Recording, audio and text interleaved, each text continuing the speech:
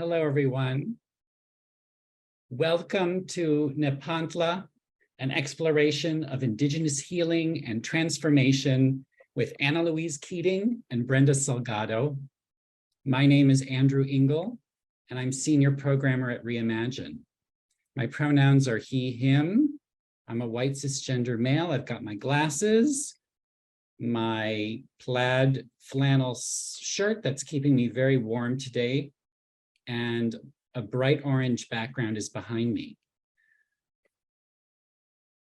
This month at Reimagine, we're presenting programs on Wednesdays that examine the natural world as a space for us to grow and transform from our troubles.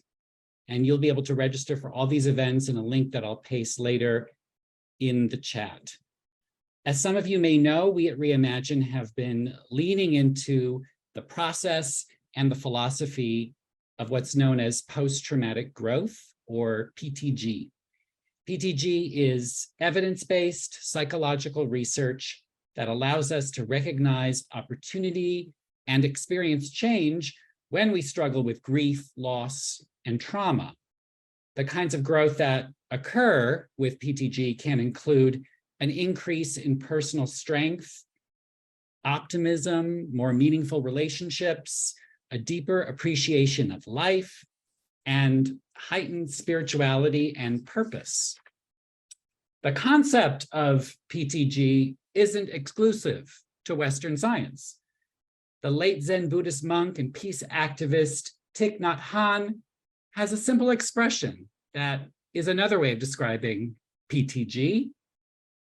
It's no mud, no lotus. And struggle is essential for any kind of growth. Last week at my synagogue, we were chanting a section of the Torah, and that section is quite famous. It's where Jacob is wrestling with the angel.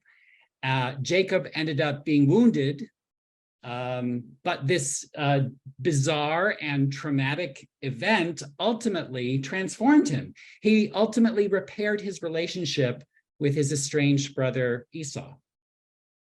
My hope is that today's program is a first step towards showing equal respect for scientific research and spiritual traditions when it comes to understanding the struggle with adversity and the transformation that follows. Nepantla is an indigenous concept. The word is in the language of Nahuatl. The visionary writer Gloria Anzaldúa interpreted Nepantla as, quote, a liminal space where you are not this or that, but where you are in a kind of transition in the midst of transformation.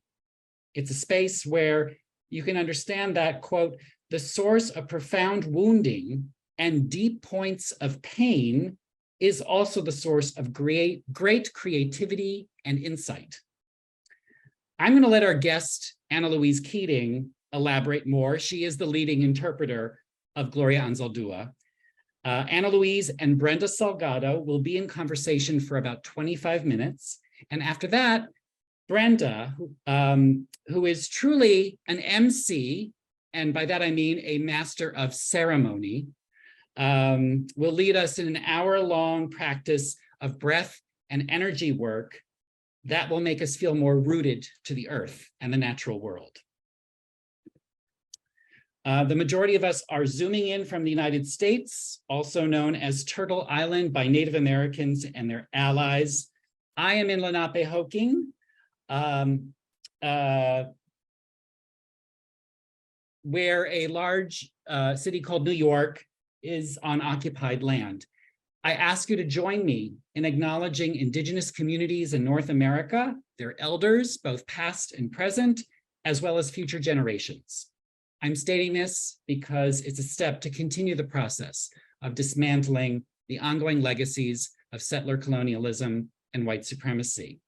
We at Reimagine are all interested in knowing where you are. I think some of you have already put this into the chat, but there is a very helpful map, which I can type in later. It's native-land.ca, and you can check out and learn about the locations of Indigenous people. For those who wish, click on the CC icon at the bottom of your screen to get a live transcript of what's being said. And you can save the chat that I hope will be active during this conversation by clicking on 3 dots in the chat box. And feel free, of course, to send me a note if you're having any technical issues. I might be able to help. Okay. Also, I want to let everyone know that anyone who has registered for this event will get a follow-up email with the recording. And now, it's my great honor to introduce Ana Louise Keating and Brenda Salgado. Ana Louise Keating is a professor of multicultural women's and gender studies at Texas Women's University. She is the author, most recently, of the Anzalduan Theory Handbook and Transformation Now toward a post-oppositional politics of change. She worked with Gloria Anzaldúa for the last decade of Anzaldúa's life as an editor and co-editor. Ana Louise is also a certified yoga instructor. Brenda Salgado is founder of Nepantla Consulting and is in the process of establishing the Nepantla Land Trust and the Nepantla Center for Healing and Renewal. She holds degrees in biology, developmental psychology, and animal behavior. So Brenda, you truly straddle the worlds of Western science and spirituality, and we're so happy to have you. Brenda is an author, public speaker, facilitator, teacher, healer, and organizational consultant. She has received training from Indigenous elders in traditional medicine and healing ceremony. Brenda draws on the healing powers of the natural world to guide her work. She has taught, facilitated, and led ceremony at numerous gatherings, including events with Reimagine. And now it's my pleasure to have the two of you in conversation with us. Thank you. What a joy to be here with all of you. And thank you for all of you sharing where you're calling in from. Appreciate that so much. Great to be here. Thank you, everybody. And Andy, thank you for putting this together and bringing these really important bodies of wisdom into dialogue and then sharing them via the magic of the internet. Yeah, it's great. So needed, so needed. Yeah, and maybe we can introduce ourselves in the way that we feel comfortable too. So my name is Brenda Salgado. I'm the daughter of Carlos and Esmeralda Salgado. We're both born and raised in Nicaragua on Chorotega, indigenous Chorotega lands. And I now live in San Leandro, California, which is unceded Ohlone territories. And so those are the people and the places I come from, and that hold me. Ana Louise Keating, daughter of Tom and Joanne Keating, originally from Chicago, now living in North Texas, the land of the Wichita and many other tribal nations that were pushed out of Texas. Mm. Yeah. Yeah. So what a joy to be with you. I was so excited when Andy called me and said, hey, we have this idea. And I was like, I've always wanted to talk to Annalise Keating, and I'm always reading her stuff and her, I have quotes from her, some of her work on my website. There's like a whole tab that says, what is Nepantla? And of course, all it does is quote you and Gloria Anzaldúa. So I was very excited, and also just very excited that Reimagine was bringing this topic of nature and healing and transformation together, and really recognizing that there's some ancient traditions that have wisdom around this, mystic and other forms of indigenous wisdom around this. So yes, definitely very excited to talk with you. And one of the things I told them when we were talking was like, oh, I love Ofrenda magazine. And I saw this really great article from her about that very topic that you're talking about. Like, what are 3 lessons from Nepantla in transformation? So yeah, the timing of it all just felt really magical and beautiful. So I'm very honored to be sitting here with you. And because I see you as like the preeminent Anzaldúa scholar, as well as her friend, and that loved her through her life, that means a lot to me, that you had direct relationship with her. What do you want to share about how Gloria and Zaldua talked about Nepantla and transformation? Yeah, thank you.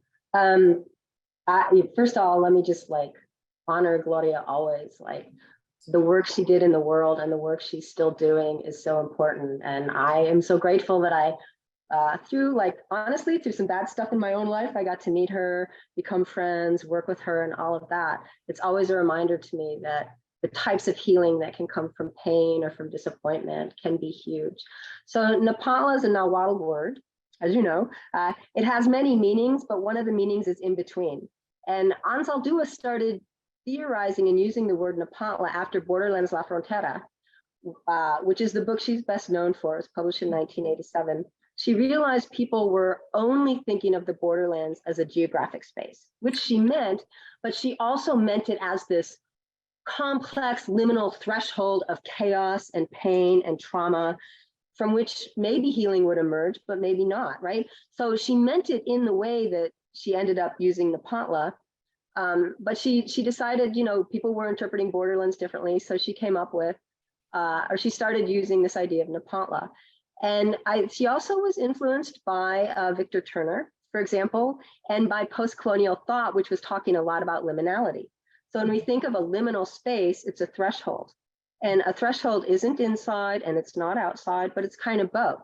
And in some ancient rituals, when people cross a threshold, it's almost like going down into a kind of abyss or chaos. They don't know what will happen. You step into it or you're forced into it. And transformation happens, might be good, it might be bad. It's a lot of uncertainty. And so Nepantla contains all of those ideas that she would use in different kinds of ways, depending on what she was writing about. And sometimes we can get so excited about the idea of transformation. It's like, yay, change is good. But with Nepantla is also built into it the fact that pain can really hurt, even if it might be good. I mean, the transformation can really hurt, even if maybe it's good or maybe not. So Nepantla, in a nutshell, that would be some of the meanings of Nepantla. Yeah. I think the first time I read that word, and Nepantlera in particular, I felt so seen.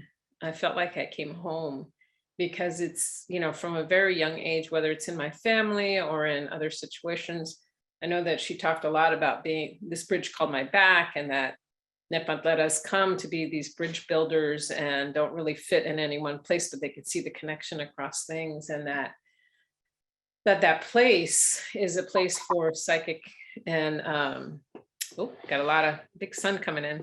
See if I can move. Thank you, grandfather sun.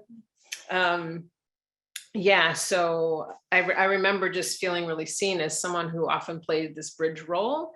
And I remember her talking about this place can be very painful, and you feel like you don't belong in any one camp kind of thing. And people may see you as betraying individual camps, but also that these people serve as points of psychic transformation to be able to bring wholeness to where there's a lot of division. And I felt really seen in that description as someone who came here to be a bridge builder, and that my back is a bridge, right? And that can be a both beautiful place and and she is in those sunbeams. I just saw that. Yeah, I totally agree.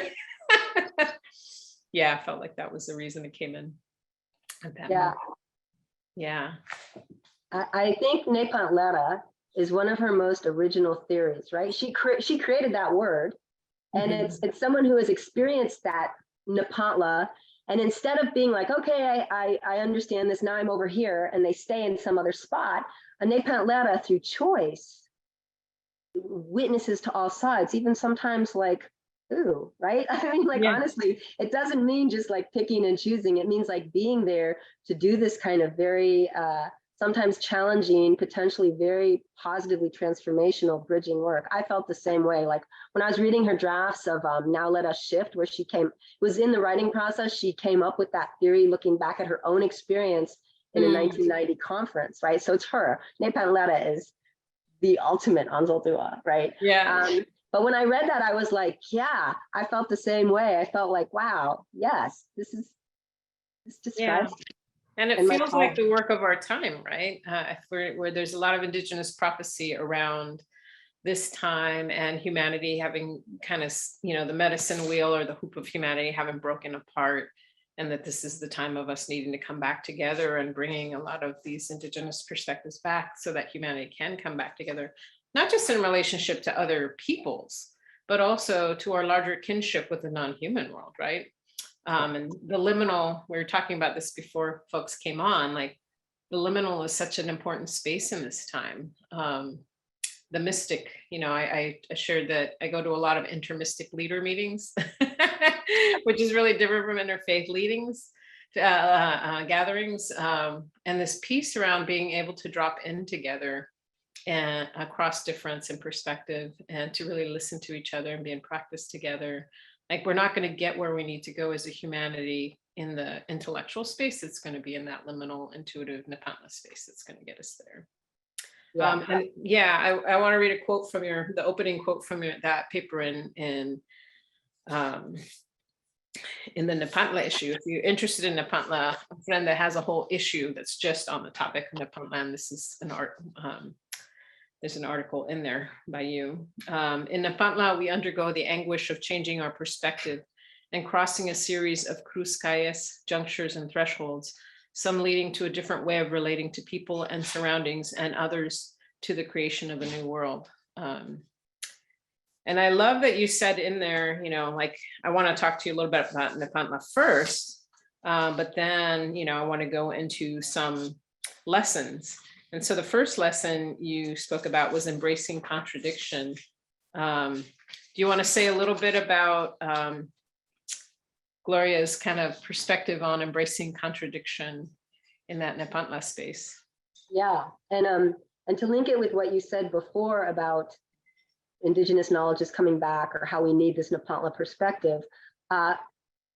Right now we have too often it's us against them. It's these binaries, and these polarizations, right? And this idea of embracing contradiction means holding the multiplicity. It's more than two, and perspectives might not seem to make sense, but instead of deciding something immediately, it's kind of sitting with that contradiction and being willing to be uncertain for a while. Nepantla is uncertainty, right? And I see that all the way going back to something early Anzaldúa wrote about El Mundo Zurdo when she, in this bridge called My Back, La Prieta, when she talks about aligning herself with Marxists and with people who study the occult and with artists and with gay white men and with like all sorts of people, and every group is saying, no, you only have to be with us. And she's saying, I can be with all of you. I can reject the rules and I can embrace you, and then just sit with that and create something new. So I think we really need to figure out how to get our minds and our hearts in a space where we can start to think differently or be open to other possibilities, because what we have now, a lot of it is not working. Yeah. I love the quote that you had in there about kind of moving from the either or us against, to the stepping into an and, both, and being able to hold multiple perspectives in that way. And that there's so much more available. It may be uncomfortable for sure, but there's so much more available when we switch our worldview to be able to hold those multiple viewpoints and to embrace that contradiction. And then that was your second point, embracing contradiction. I was really intrigued by that too, just being able to, so many images like of some of our Indigenous deities who like have, myth stories of being broken into many pieces and coming back together. So I'm curious for you, what are some things you want to share about how Gloria embraced contradiction in the way that she helped us work? Yeah, and I'll just link it with the first lesson, which was to have faith in our inner wisdom and our soul's vision, right? Mm-hmm. Because what I saw Gloria doing as she could sit with the contradictions was there was this faith in both an inner wisdom and a faith in a larger cosmic harmony, even when we can't see it. Mm-hmm. The relationality of it all. If you can, even when you can't see it, if you can know that of that relationality, you can know that like we're all interconnected, then you can, sometimes have a little more patience to allow things to arise. So it created in her like Yeah, I think that's why, I would go to some talks with her and I'd see her do book signings, and she was so good at just listening and giving time for each person and just listening. So there was this kind of like the ability to just sit and be open, right? Not open to be like talking, but open to listen and to hear with the kind of like respect of the other person, and not just human people. I'm not talking just human people. It was often for her trees or Yamaya and the ocean and all of that. So being open, or a field that she was walking through. So being open and receptive to listen, right, is just an important part. And I think that receptivity grounded in a kind of faith in oneself or the soul can then lead to a little more ability to hold the contradictions. Yeah. And then your last point in the article was about activating the Nepantla brain, which I love. That language, that made me so happy. Because it's such a different way of, I saw this talk on CIS recently about the difference between the dominant worldview and the Indigenous, more kinship worldview. And it made me think about this a lot, because it is about being more relational and more listening, right? And in that way we can be in more flow with the greater world. But I'm curious what activating the Nepantla brain meant to you, and your interpretation of that. Yeah, I wanna really think about that and write about that more, because as I think, not just I think it's very embodied. The Nepantla brain is not just located up here. The Nepantla brain is throughout our body. Many ancient traditions see the stomach as a source of wisdom, as our second brain or something like that.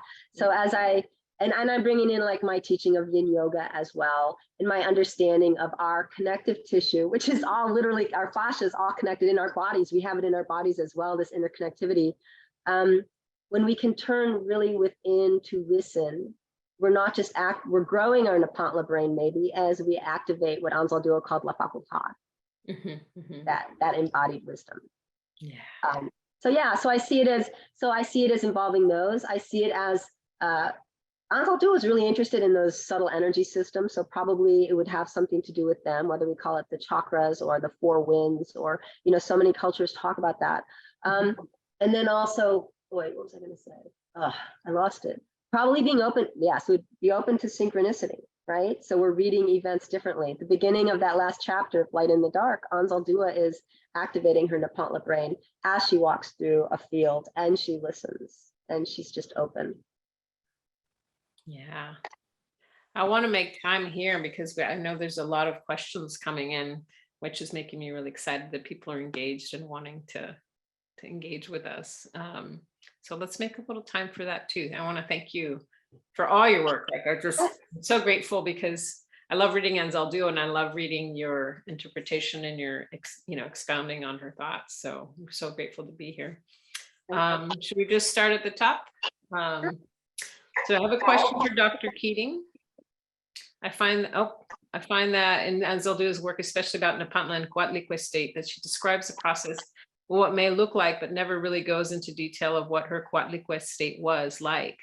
I'm curious of her own Coatlicue state and the potential possibility of using this state to connect with others who are no longer with us. That's so interesting, because one of the practices we're going to do later is a Toltec practice, connecting with Coatlicue.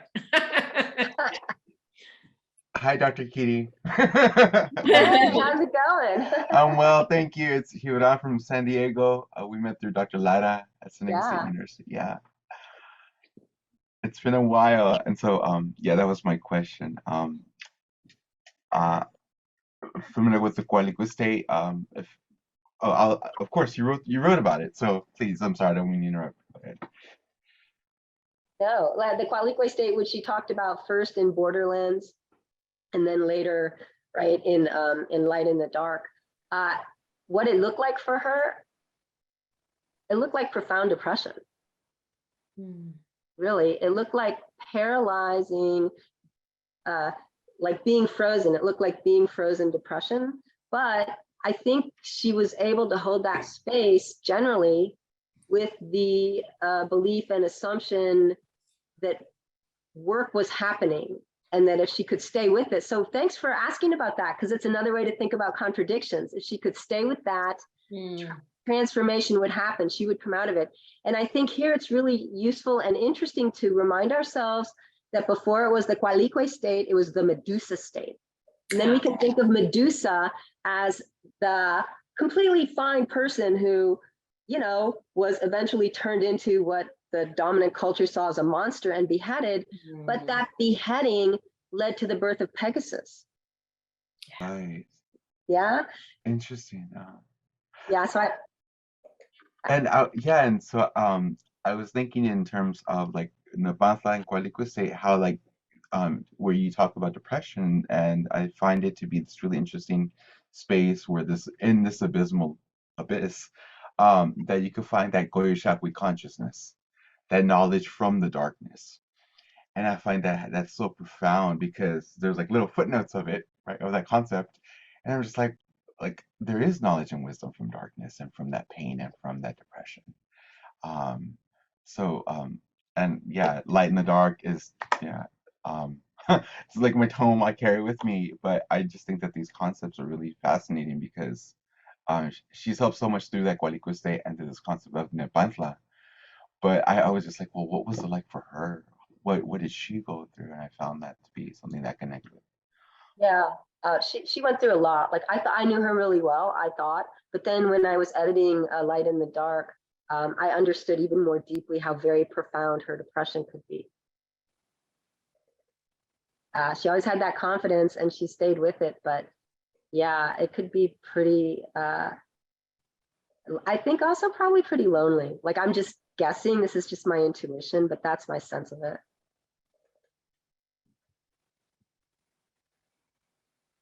And I was thinking, because Andy brought up a good point, like talking a little bit about Coatlicue for the folks who are here that may not know who Coatlicue is, or I can share a little bit, but I'd love to hear what you want to share about Coatlicue as well. I have her actually right behind me. My friend, it probably won't show up very well, but my friend.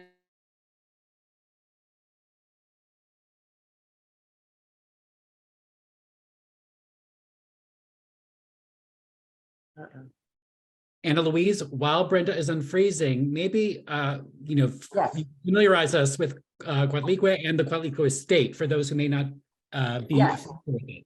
Yeah, absolutely. So Coatlicue is an ancient Mesoamerican earth god creatrix kind of figure who is generally depicted as beheaded. Coatl means serpent, right? So Coatlicue has like a serpent skirt. She's depicted often as beheaded with these two serpents coming up, spurting blood out all over the place. And she also symbolizes the takeover of previous indigenous religions and beliefs by the Aztec, the conquerors. The Coatlicue state, Anzaldúa used this concept to talk about, metaphors function in multiple ways. So she used it to talk about her writing process, those writing blocks that we can experience, which can be total agony. The kind of freezing and shrinking into oneself one can experience when with racism or sexism or just those deep systemic oppressions, or other kinds of self-doubt and depression. And she talked about it in Borderlands La Frontera and in her later work as well. How's that? Thank you. And there was also, while we're waiting for Brenda to return, there was another question in the chat from Sarah. Can YT people be Nepantleras? I don't want to appropriate. I don't want to appropriate, but I feel this concept in my soul. So the question was, can white people be Nepantleras? Yes. Yes, absolutely. Anzaldúa really respected all of the kinds of identity categories, but she also saw them all as not completely defining of us. And she was really clear about her theories and concepts, that she was not creating them for only one group, or she was really amazing at not, hey, Brenda. I'm back. I don't know what happened. My computer just decided to restart for some reason. Aren't they fun? Yeah, so there was a question asking if white people could be Nepantleras. And I'm just saying, According to Anzaldúa, absolutely. She was generous with her theories. And she herself she respected, but she was inclusive and didn't limit herself by particular identities. She held different, there's different standards to be held to. So if you're white and you're working with that concept of Nepantla, you would want to do your due diligence to acknowledge the roots of it, right? And one of the points I really try to make in the Anzalduan Theory Handbook, and one of the reasons I wrote it, was to really, I mean, if we all get stuck in our little rooms and we're all like, I'm only going to do theories that are like me or whatever, then these authors like Anzaldúa, like she won't live through the 21st century. Like it's good to engage with the ideas and keep them growing and flourishing. So yeah, just acknowledge, just respectfully acknowledge the roots of it is my view. Yeah, I feel the same way. I feel like if we go far back enough in our history of our ancestors when they were indigenous to place and connected to ancestors and their own mystic traditions, I think every culture had nepantleras and nepantleros who served as bridge builders between people in their community, who served as bridge builders and nepantleras between the liminal world and the non-human world with their community. And a lot of shamans played this kind of role. And so I think, yes, acknowledging this phrase and where it comes from and letting it be the impetus for looking back to where did my ancestors come from and what can I find out? I taught 1 year an introduction to curanderismo at CIIS, and one of the things I did was, yes, I'll teach you some traditional indigenous medicine, but I also want your papers to be about looking about where your ancestors came from, what were some of the traditional medicines of that place. Let it be an opening and awakening to both in the intellectual world, looking up, well, what was the indigenous medicine of Italy or of this place or that place? And then, but separate from that, going into that liminal space, asking in your dream time, asking in meditation for those ancestors back who didn't lose the medicine, who hadn't yet lost the medicine, and this ability to bridge walk, asking them to come and help you remember. Yeah, there's so many ways to access that. So yeah, holding that both end of acknowledging that this is, a phrase that's very ancient and has maintained some of that, and use that as an opening to think about what was that in our tradition and can I look into that in different ways. Let's see if we have more questions. All right. Nope. Some nice comments about the handbook. Brenda, if you're comfortable, I want to make sure we all have enough relaxed time to be together until 1:30 Eastern time. But I'm so pleased that Anna Louise, you'll be able to stay with us for this remaining portion of the event. And this, I feel like I want more, like we should have another event to really dig into this even more. This was just a little appetizer of Nepantla. And I'm so delighted to bring the two of you together. And Anna Louise, thank you. We'll see you, on screen, but I'm going to hand this over now to Brenda to lead us in some Toltec breath work. Thank you. Thank you. Well, I want to acknowledge too, and I will ask if you can enable screen sharing a little bit, because it's important for me to acknowledge teachers. And I can also do that verbally.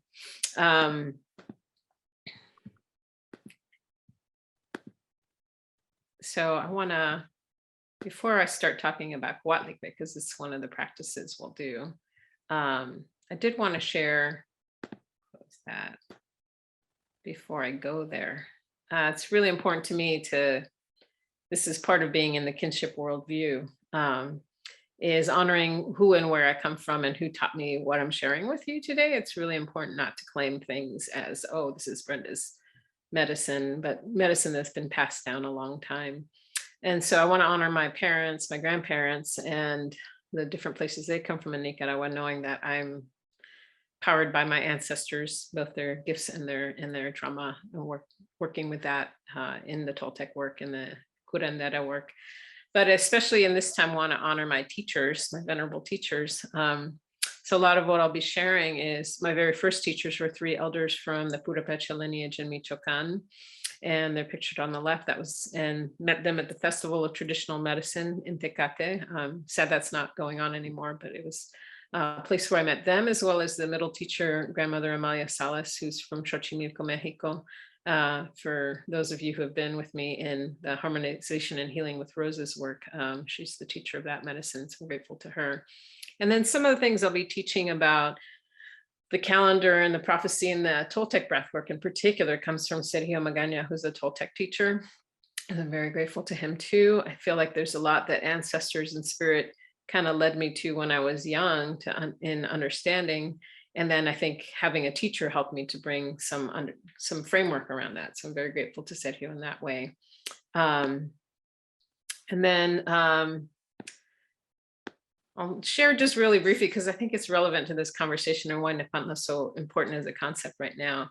We're in this time of prophecy of the eagle and the condor. The indigenous folks taught that to be a healthy human being, regardless of your gender, you had to cultivate both wings. The wings of the eagle, which is the intellect, doing in the world, the masculine energies, this is not gender, but energies. And then also cultivating the other wing, the wing of the condor, which is of the heart, of intuition, of connecting in this liminal way with the earth and the sacred feminine. And that, the teachings before colonization were that regardless of what your gender was, you had to cultivate both wings in order to fly in a balanced way as a human being. And so people were always striving that. And sometimes the medicine people were people who were two-spirit and or walked better in this kind of balanced way. So there's a prophecy around a lot of this medicine going underground for 500 years as people who were overly eagle, overly intellect in an unbalanced way were taking over the world, and that they would decimate the condor people, the heart people out of existence. And we would have to hide this medicine for 500 years until such time in the calendar where these medicines could come back out to help humanity heal. And that's the time that we're in right now. And then in the Toltec world, one of the things that we have understanding about is these bigger cycles. So bigger cosmic cycles, bigger time cycles. There's a calendar that has to do with 6,625 year cycles, having to do with lessons that humanity is going through that period. And that when we end those periods is the time of a lot of chaos and transformation state. And that it's difficult and chaotic. So this whole concept of Nepantla and transformation and chaos, we're in one of those transitions points of going from the time of the 5th sun to the 6th sun. And I won't talk to that in great detail right now because we don't have time for that. But I will say that we're ending the time of the 5th sun, which is the knife of justice. It's very masculine, it's duality, it's all the racism, sexism things. And we're entering this time, just the very beginning phases of the time of the white sun or the time of the Quetzalcoatl nature, coming back to our Quetzalcoatl nature. But again, if you can step back, it's the same thing as unity consciousness, Christ consciousness, Buddha consciousness in different traditions. Mystic things, you have more parallels, I think, than sometimes when we're in the intellectual parts of different traditions. So this is a time where we're supposed to remembering who we are, children of the universe and of the earth, coming into that balance and integration of the eagle and the condor, more focused on our inner path. These things are always cyclical. The last sun was a sun that looked outward for solutions and was characterized by a lot of war and patriarchy. The time of the 6th sun, for those who want to walk that in a good way, it's more focused on the inner path. So Sergio has talked about, as we've been approaching the time of the 6th sun, you've seen all this stuff coming in around inner work, mindful leadership, emotionally intelligent leadership coming into focus at a time as we approach the 6th sun, when that would have been unheard of 50 years ago, 100 years ago. The other thing that's very big part of this tradition and the inner work is working in the dream time. in the Toltec understanding, things happen in the energetic, spiritual, and the dream time before they come here into the physical realm.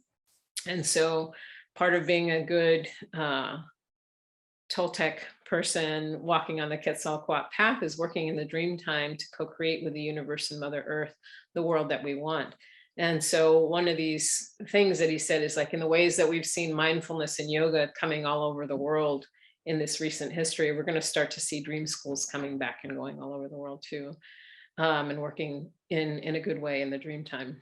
And then the other thing that he shared was that it's really important to clear karmic and ancestral trauma energies so that we can step into the time of the sixth sun in a good way. In these transitions between the suns, so teachers have been talking to me about this like since 2012, even a little bit before that you see a lot of natural disaster in these transitions. You see a lot of death. A lot of them were preparing us for death to increase around the year 2020. So COVID was not surprising to me in that way. I do definitely have a lot of grief around that, around the loss, and I understand it in this bigger cyclical thing. And then lastly, just that systems collapse because they were in the consciousness of the last sun. So we're going to see a lot of that continuing. But that feels really tied to me like to this Nepantla state of transformation that we're talking about, and how do we walk that in a good way and do our inner work and do our ancestral work, do our work with healing the karma that our ancestors had on the land. There's so many things that are wanting to come through in this time, and being in ceremony as a community to move some of that work together. So I won't go into that, but because we were talking about Coatlicue, I love that she came through so strongly in the earlier conversation. I did want to give some context because for some of you that may be a new word. So we have many relationships to different beings in the non-human world. And so Coatlicue represents to us this goddess of life and death. She's the mother of all gods. She's depicted in this statue from that's in a museum in Mexico City with a skirt of snakes. The picture I was trying to show you when my thing broke down was this painting by Ernesto Olmos, who's a good friend of mine, of his depiction of Coatlicue.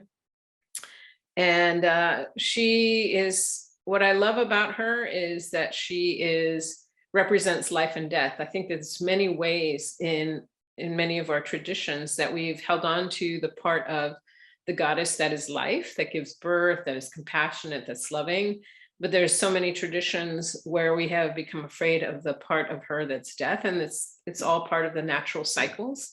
And so we want to put away the Pele's and the Kali's that destroy and clear things so that new life can be born, so that things can be composted. And that's the natural state of life, so she represents both things. And so one of the practices we'll be doing is being in relationship with her and storing some energy with her. It's really important when you're working with any beings in the Toltec path that you're first saying hello, that you're making some offerings. You don't just take things. This is part of coming back to that kinship worldview of like, oh, let's make some offerings to you because we're respectful and calling you in a good way. Then we can ask permission to store some energy with you. And so one of the interesting things about her is she wants us to be in better relationship with the earth. If you look at the time of colonization, the Virgen de Guadalupe is very connected to Tonantzin, which is connected to Coatlicue. So there's some melding of some of those images of some of these indigenous depictions of the sacred feminine that got put into the Virgen of Guadalupe and other things. And so she's an important being in Gloria Anzaldua's world, in the indigenous world, in the Nahuatl language and way of being in relationship with the energies. So what I want to do, I'm just going to make sure. Yes, I definitely will share some of these slides to go out later. And you'll get a recording of this too. So what I want to share is that one of the most important things of being in relationship with her is this energy of offerings. And so for most of the practices I've been taught in the Toltec path, when I'm doing work with the sun, morning sun to store energy, when I'm working with Coatlicue to store energy, when I'm working with the moon to store energy, I'm always starting from this place of saying hello and then making these 4 offerings. So these offerings are the best energy of my dreams, the best energy of my thoughts, the best energy of my emotions, and the best energy of my actions. So coming in this sincere and respectful way. And then after that, there's just a lot of energy and breath work with these beings. And so we're gonna be in a practice right now. So I'm gonna invite you, if you're comfortable doing so, to close your eyes and to sit in a way, and if you prefer lying down, wherever you are, it's fine. What you wanna do is just get present and in your body. So I'm gonna ask you to close your eyes and take a deep breath in and out. And to release any heavy energies that you might be carrying with you right now, so you can be present for this practice.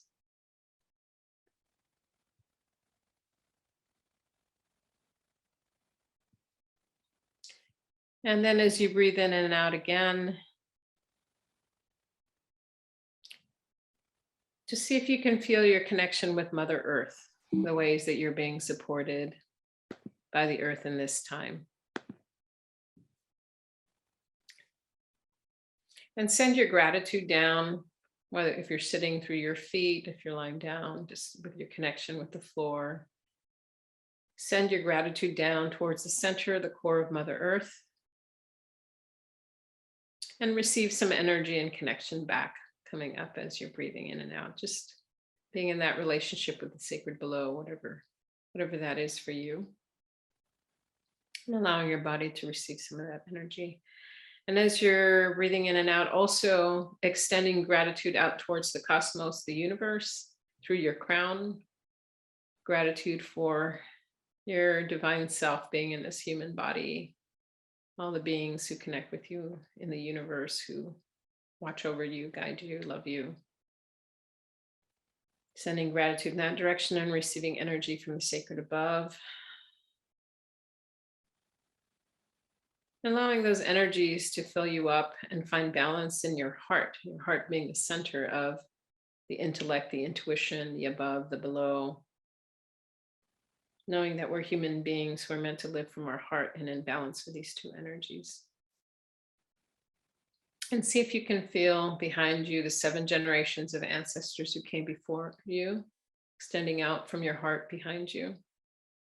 We may not know their names or where they came from, but just giving thanks to them because they dreamt us into being.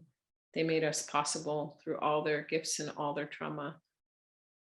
They did the best they could, and they're part of us now, part of our bones, blood, DNA. And then see if you can feel extended out from your heart forwards, the 7 generations yet to come, who we're dreaming into being, who we're doing this work for, so that they can inherit a different future, so that they can be freer in the time of the 6th sun of some of these heavy burdens. They're cheering us on to do this work. As you feel centered in all of that in your heart, breathing in and out, we're also connecting with the energies of today in the calendar.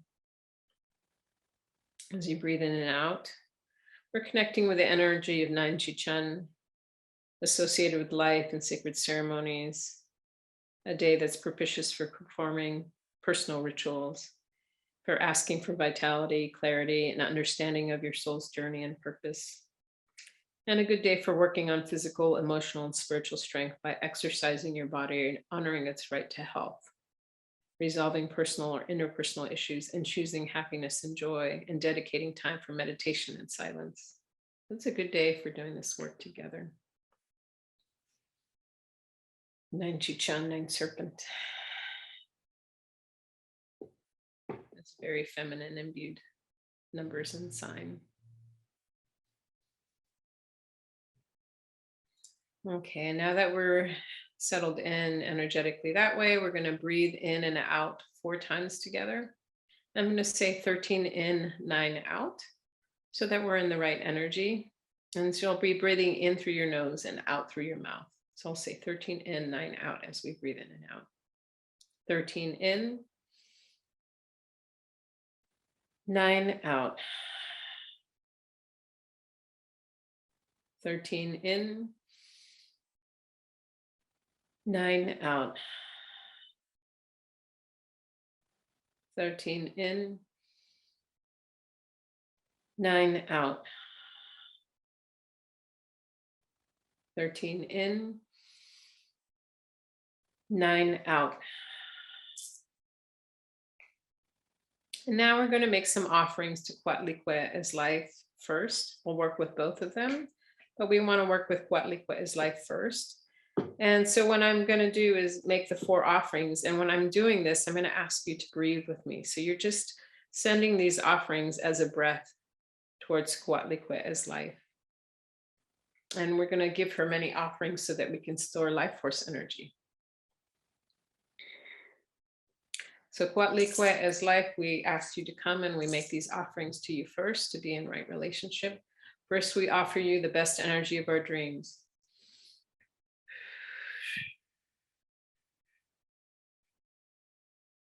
Second, we offer you the best energy of our thoughts.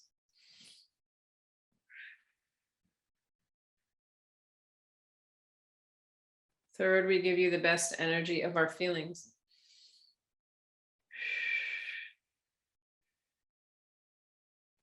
Fourth, we offer you the best energy of our actions.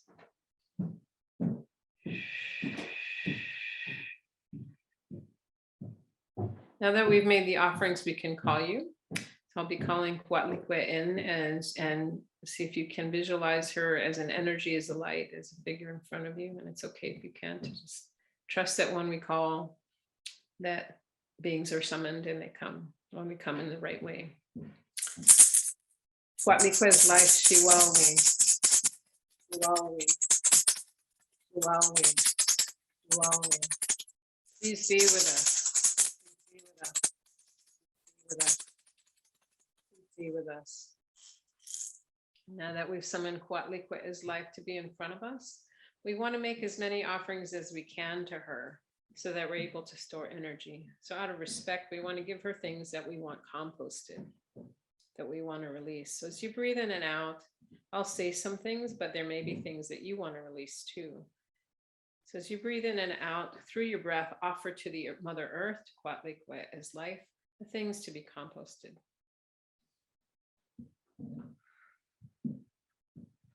Coatlicue as life, we humbly, respectfully give to you any blockages we have in our totonolcayos, our chakras. We offer to you ancestral old winds, patterns of self-sabotage that were passed down in our line that we don't want to continue.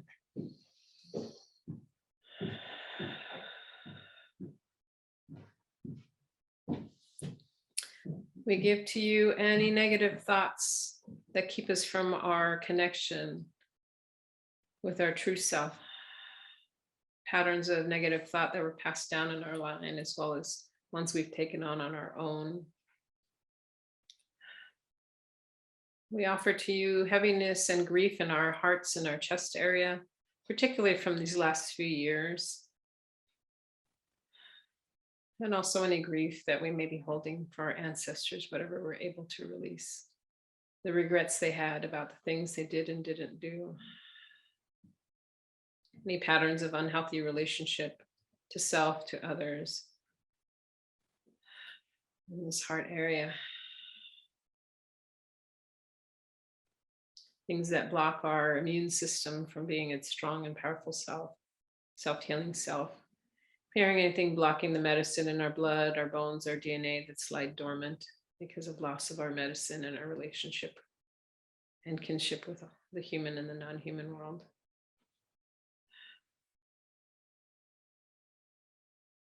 In our liver area, releasing any heaviness around anger, rage, unforgiveness that blocks our life force energy in this area. For us, for our ancestors, whatever piece we can release today. And on our other side, in our kidney area, in the abdomen area, releasing patterns of shame, guilt, low self-esteem, ours as well as our ancestors, what was passed down. The ways these cause blockage and illness in our bodies, blockage to our life force and our path forward.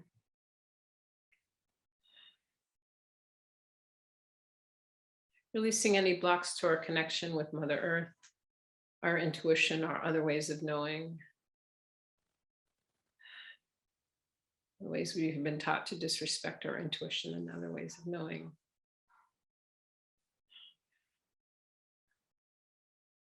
Releasing that to you to be composted with the earth.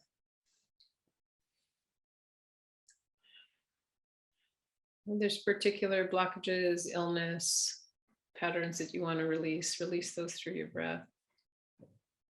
Any scarcity consciousness, any blocks I have to giving and receiving in a balanced and good way, any blocks I might have to healthy reciprocity with self and others.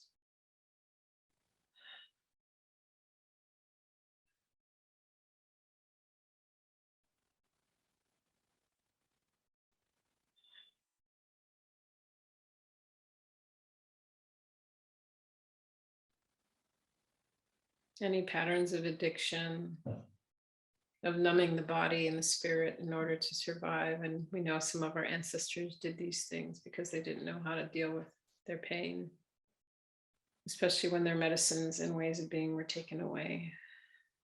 When they were disconnected from their bodies and their intuitions, their ceremonies in community, their dancing and grieving in community, their celebrating in community.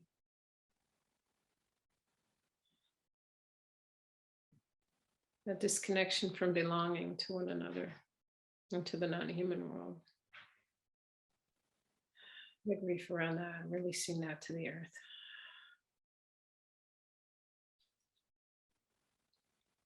For ourselves, for our ancestors.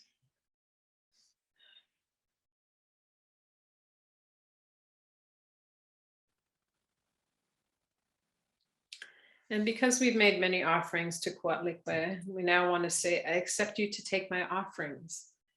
And say aloud, I accept you to take my offerings. And as you do so, feel the life force being pulled out with your out breath of some of these energies so that it's being pulled somatically, energetically from your body and going to the earth to be composted, to create new life and beautiful new things.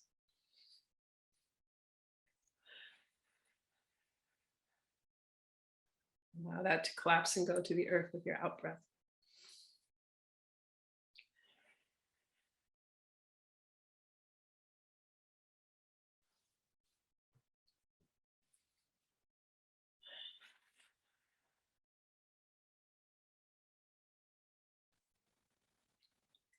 And now that we've made many offerings, we now have permission to store some life force energy to create things in our lives, in our communities, in our families.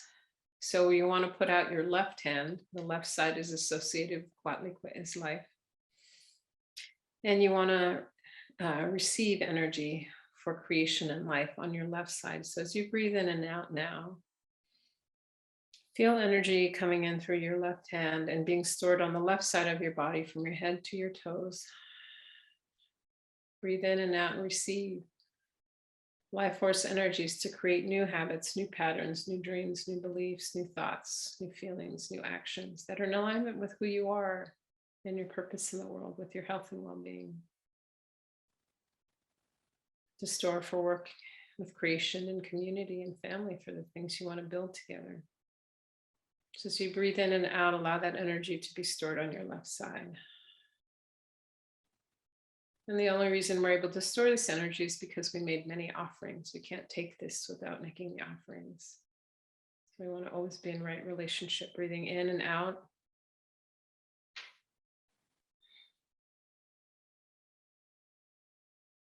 Allowing that energy to be stored on the left side for future use,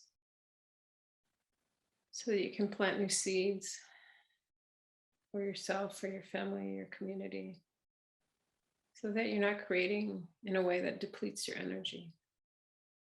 She wants us to help her create the time of the sixth sun, of people coming into their Quetzalcoatl nature, their health, their well-being, their purpose. She wants our partnership in this.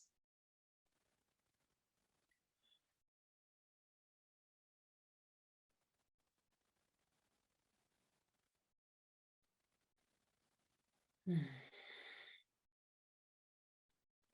now we clap our hands together and we say thank you. Thank you for allowing us to store this energy, for allowing us to be in right relationship and reciprocity with you. And now we turn to Coatlicue as death, the other side of Coatlicue. She has been treated unjustly in this dominant culture and disrespected. So we call you with great love and respect, Coatlicue as death. We know that you're a part of the cycles of nature and life. We know that you have many things to teach us about composting, transformation, these Nepantla states of mass and chaos.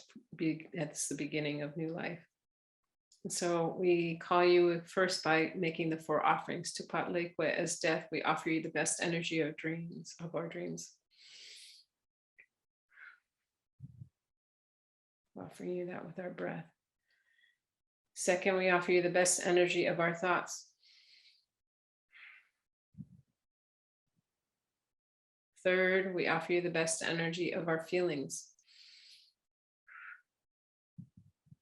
Fourth, we offer you the best energy of our actions.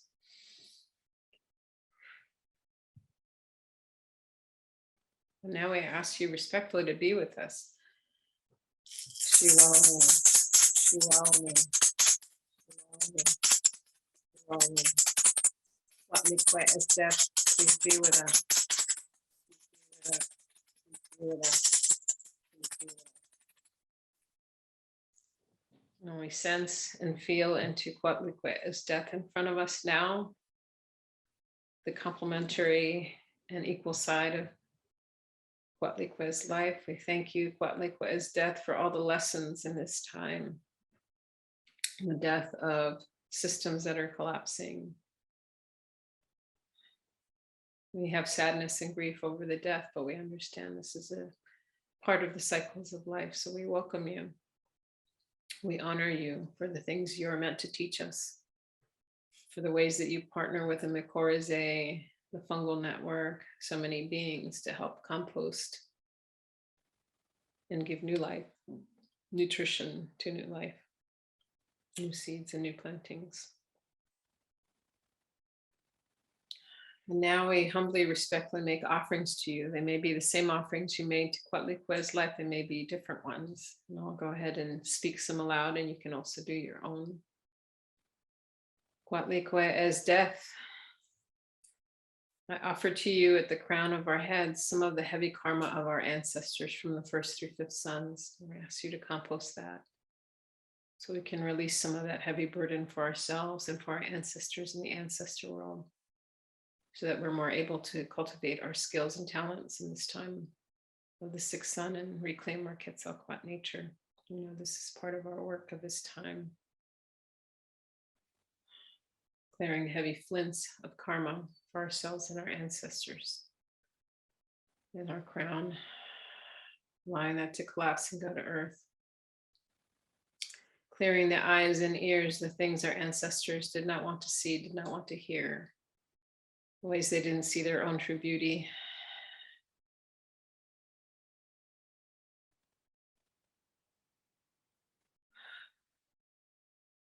And clearing in our throat area, our staff of power area. Things that block us from taking up our staff of power with integrity, dignity, sovereignty, and love. We release in this throat area with our breath the energy of our ancestors who took up their staff of power in oppressive ways and caused harm because they were in power over others instead of power with others. We clear some of that karma in our throat. We also clear some of the karma for some of our ancestors who gave their staff of power away and made themselves small in order to survive the times they were in. And we clear also some heavy karma for any ancestors who did stay in their staff of power with integrity and spoke their truth and were killed or ostracized for doing so, or misunderstood. We clear all of this so that we can take up our staff of power with integrity and dignity in this time, neither oppressing or being oppressed, transcending that duality of the sun. And taking up our staff of power in such a way that makes it safe for others to take up their staff of power alongside us. So we're in power with others, that we're honoring our boundaries and our truth, and that we're honoring the boundaries and truth of others, the sovereignty of others as we honor our own sovereignty. Clearing that heaviness in the throat. All the times we gave away our power, didn't speak our truth.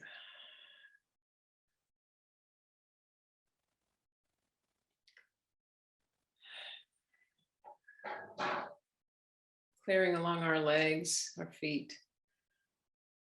To you, we offer the things that kept us from walking on our path of destiny, of being rooted and grounded with Mother Earth, in respectful and good ways. The ways we've treated Mother Earth with domination and disrespect instead of relationship and gratitude.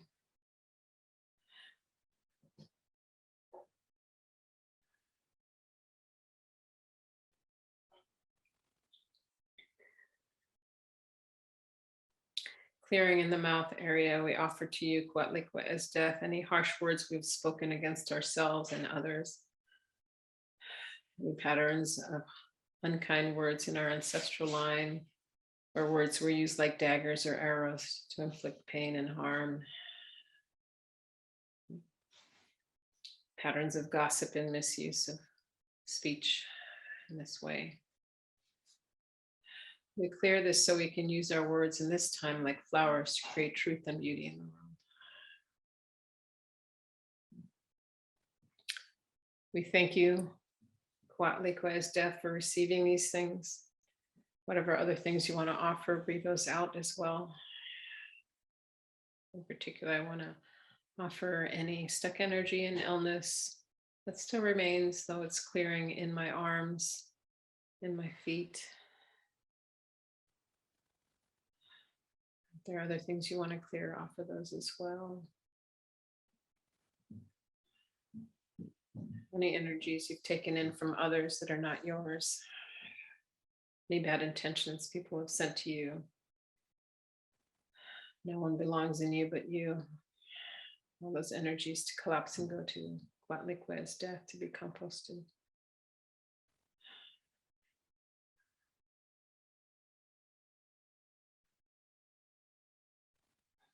Now we say to Coatlicue as death, I accept you to take my offerings. I accept you to take my offerings. As you breathe in and out, allow the life force of those energies to collapse and go to the earth. Feel them being pulled out of your body energetically, physically.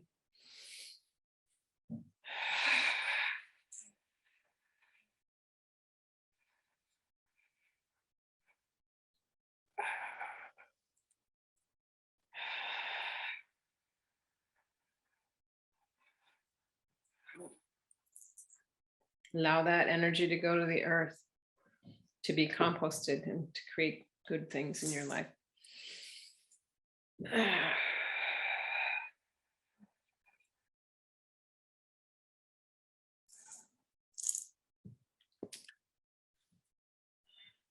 And now with Coatlicue as death, place your right hand out. The right side is associated with Coatlicue as death. And because we've made many offerings, she's now going to allow us to store some energy on our right side to compost the things that don't serve us, our families, our communities. So breathe in and out and allow on your right side to feel the energy of death, of composting, of releasing, transmuting, to be stored in your right side from head to toe, coming in through your hand and being stored all throughout your right side for future use so that you can compost things that don't serve you anymore. Perhaps you took on habits to survive situations in the past that you no longer need.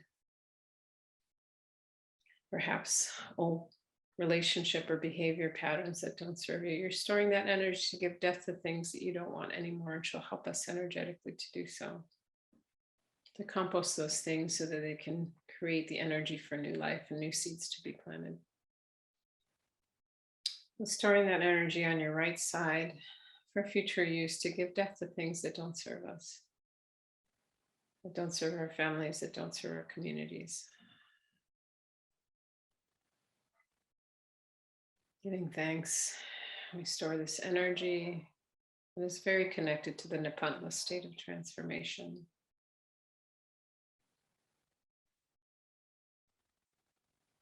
Of discomfort and new life and new growth. The rites of passage of endings and beginnings that we have lost in our modern context. Give thanks for Coatlicue death, for the ways that you're teaching us in this time of the preciousness of human life and the honoring of these transitions.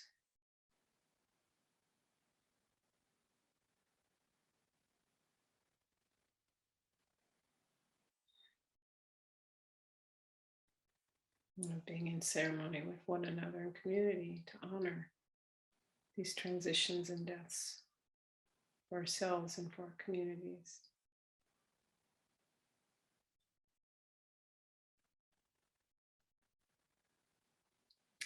We clap our hands together. We say thank you to Coatlicue's death. We thank you both sides of Coatlicue's life and death for this opportunity to be in right relationship with you, to make offerings to you, to receive energies from you, to store for future use. Help us to remember to be in right relationship, to store this energy with integrity, to work with this energy in integrity, to respect our sovereignty and the sovereignty of others as we work with this energy. And with love and respect, we thank you for this opportunity to be in relationship and partnership with you. On the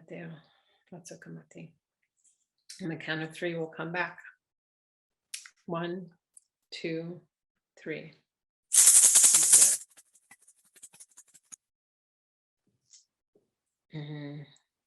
Feel free to breathe in and out. Wiggle your hands and toes or move your body in whatever way it might want after being in this other place together. Yeah. So I want to make a little time here for any reflections people might have about what they experienced, what they felt, what they saw, knowing that it's going to be different for everyone. There's no right or wrong way. You don't have to see things for the energy to work.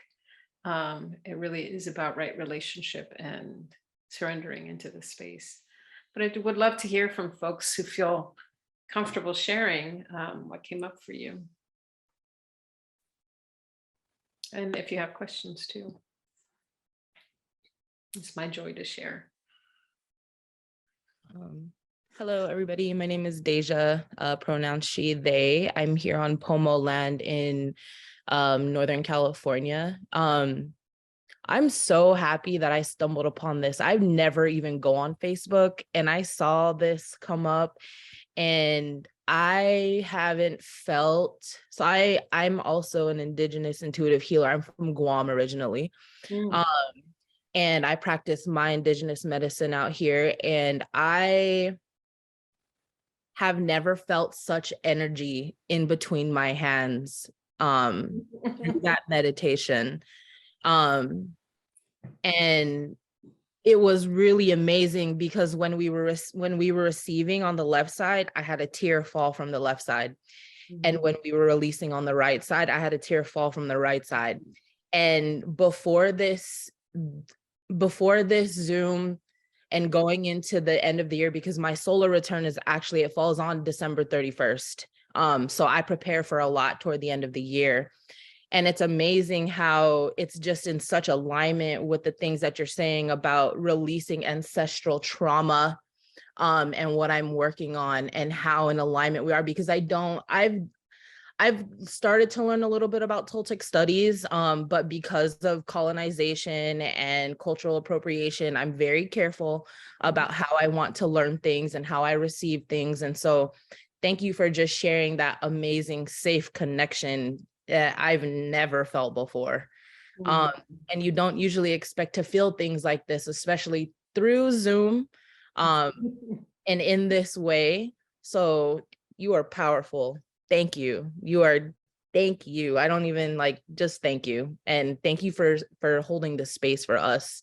I'm grateful, and I definitely want to connect with you. I have a retreat space in NorCal, where I host free retreats for women and the queer community. So thank you. I needed that. No, don't we all? Yeah, thank you. Thank you for your sacred work that you're holding where you are. So grateful, so grateful. Yes, let's definitely stay in touch. Anybody else have a reflection about what they saw or felt, or if there's questions you have?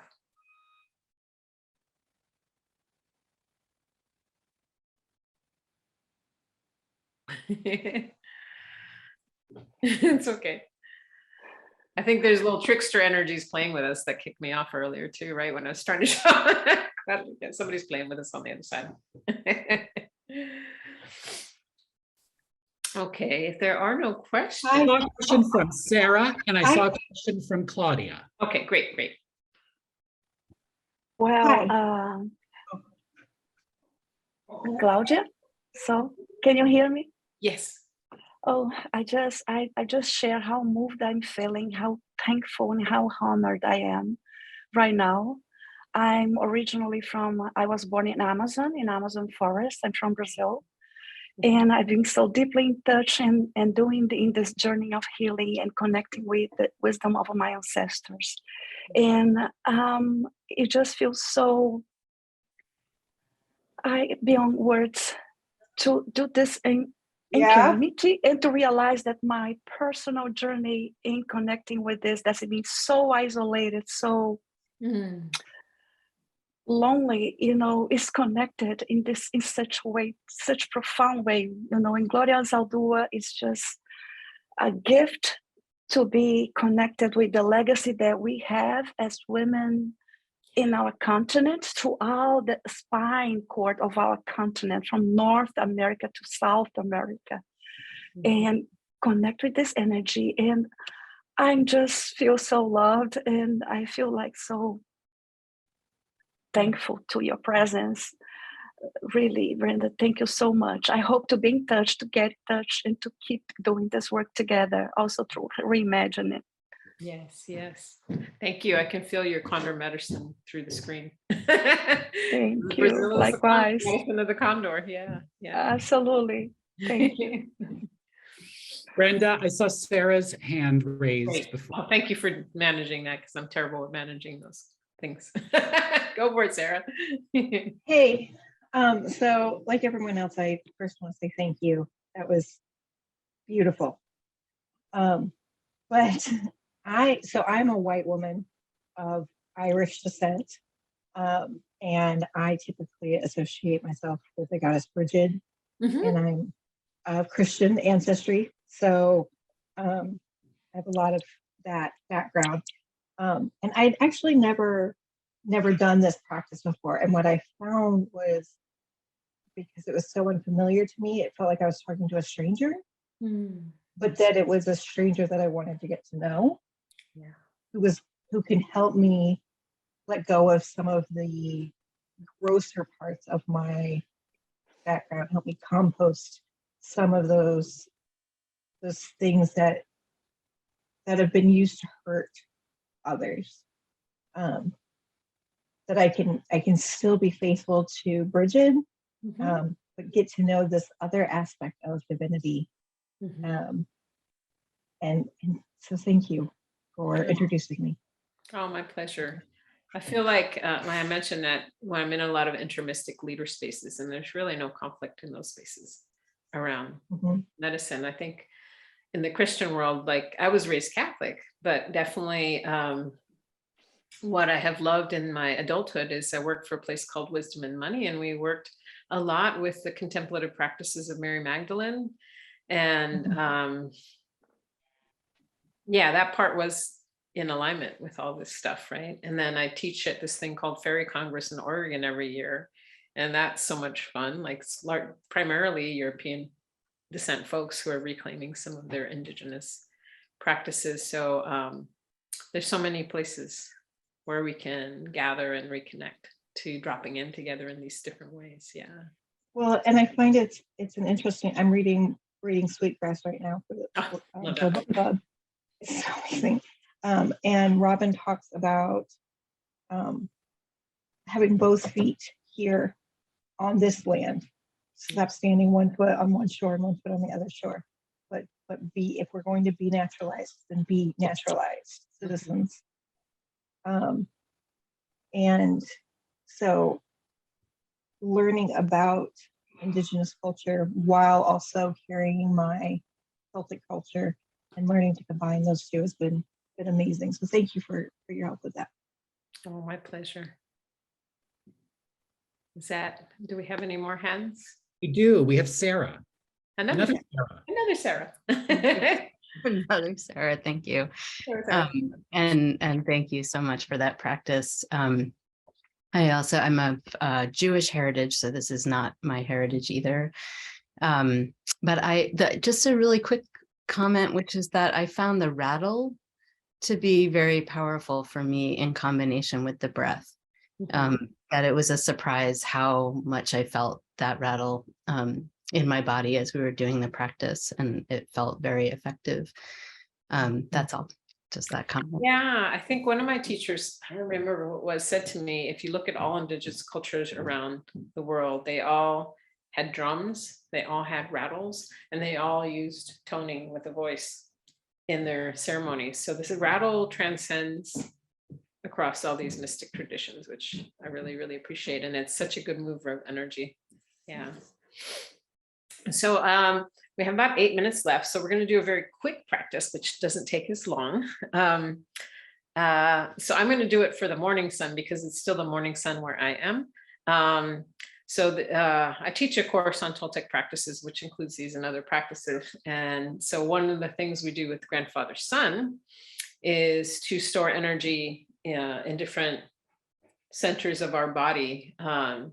And so the one that we store with the morning sun, you store in your liver area. So that's in your abdomen on the right side. And I don't have time to go into all of this, but like our understanding of the aura is made up of multiple energetic bodies. And one of them lives in that liver area. And that's called the Ihioto. And it's where we store life force energy. It's also the place where there's, if there's stuck energy there around anger, rage, unforgiveness in us and our ancestral line, it blocks our life force. And so we want to store some energy there. And we'll just do that just for a few minutes and then we'll wrap up. So again, inviting you to close your eyes if you feel comfortable doing so. Also, if you're near a window and you can look at the sun, that's great too. I usually like to do this actually facing the sun outside, but it can be done from anywhere. And again, we're going to offer the 4 offerings to Grandfather Sun, the best energy of our breath with the best energy of our dreams,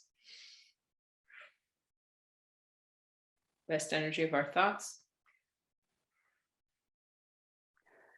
best energy of our feelings, best energy of our actions. Now that we've made respectful offerings to Grandfather Sun, he's going to allow us to store some energy in our liver area. So I usually put my hand there, but you don't have to, just visualize the energy going there. And what we're going to do is do a cycle of 13 breaths, and we're swallowing the energy of the sun. So as we breathe in, we're swallowing, we're breathing in, we're swallowing, and then we're breathing out. So you're breathing in, so I'll just demonstrate. And then I swallow and then I breathe out. And that's what we're going to do. So you're swallowing in that energy of the sun. The first 7 breaths are always for ourselves and our own work and our own life force. And then the next 6 breaths are for storing for future use and work with others. So just follow along with me, breathing in through your mouth, swallowing the energy of the sun. First breath. Swallow and release. Allowing that energy to be stored in your liver area. Second breath.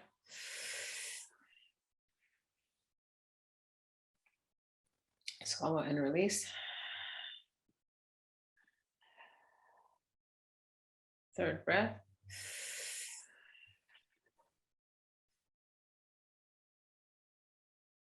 Swallow and release.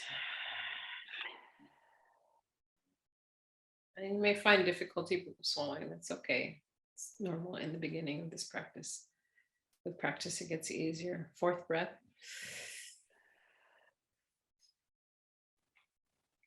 Swallow and release.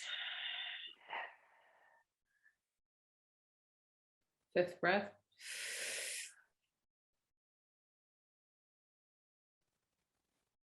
Swallow and release. Giving thanks for this life force energy so we have abundant life force. Sixth breath.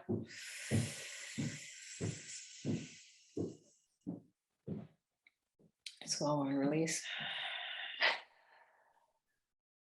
Seventh breath.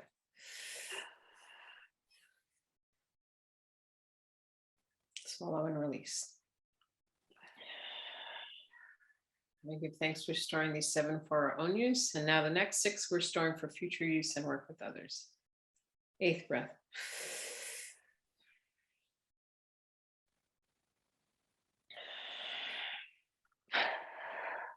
Ninth breath.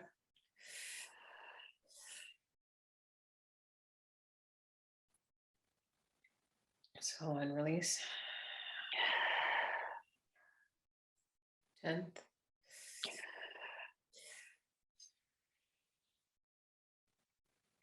Swallow and release. 11th.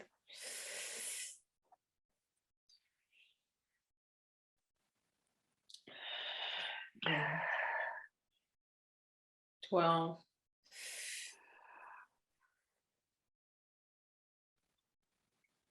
Swallow and release. 13.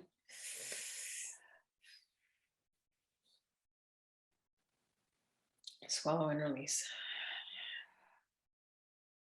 We clap our hands together and we say, thank you, Grandfather Sun, for this opportunity to store life force energy, half for ourselves, half for our work with others, so that we're in balance and not depleting ourselves as we work with others. And also so that we're storing energy to do our own work, always on our own path of work as we're helping others. Help us to store this energy with integrity, to work with this energy with integrity, to be in our sovereignty and to respect the sovereignty of others as we work with this energy. And as always, thank you for bringing in the new day and creating life through your energy in us and all around us. And kind of 3, come back. 1, 2, 3.